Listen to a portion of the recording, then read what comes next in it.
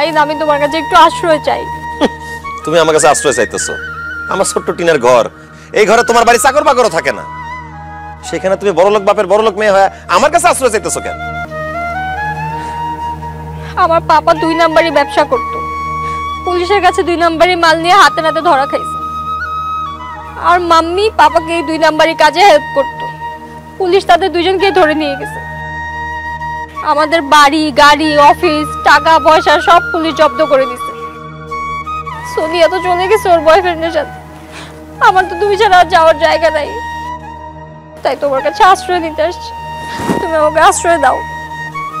তোমার এই ছোট্ট টিনের ঘরে থাকতে আমার কোনো সমস্যা নেই, আমাকে যা খাওয়াবো আমি তাই খাবো, যা বলবো আমি তাই শুনবো। প্লিজ, আমি তোমার সাথে সংসার করতে চাই, তুমি আমাকে একটু আশ্রয় দাও। না না না, আমার বাড়িতে তোমার জন্য কোনো আশ্রয় হবে না। শাহিন, আমার সব ভুলের জন্য আমি তোমার কাছে ক্ষমা চাই, তারপরে তুমি কেন আমাকে আশ্রয় দিবা না? কারণ আমি তোমার সাথে সংসার করব না। তোমার কারণে আমি আমার মায়ের সাথে খারাপ ব্যবহার করছি। যেই মা আমার 10 মাস 10 দিন গর্ভে ধারণ করে জন্ম দিছে, তার সাথে আমি কত খারাপ ব্যবহার করছি। ছোটকালে আমার বাবা মারা যায়, এরপর মা অনেক কষ্ট করে হাঁস মুরগি গরু ছাগল পাইলা আমার অনেক কষ্ট করে বড় করছে, মানুষ করছে।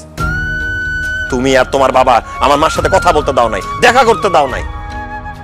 এত কিছুর পরেও তুমি কেমনে ভাবলা আমি তোমার সাথে সংসার করব?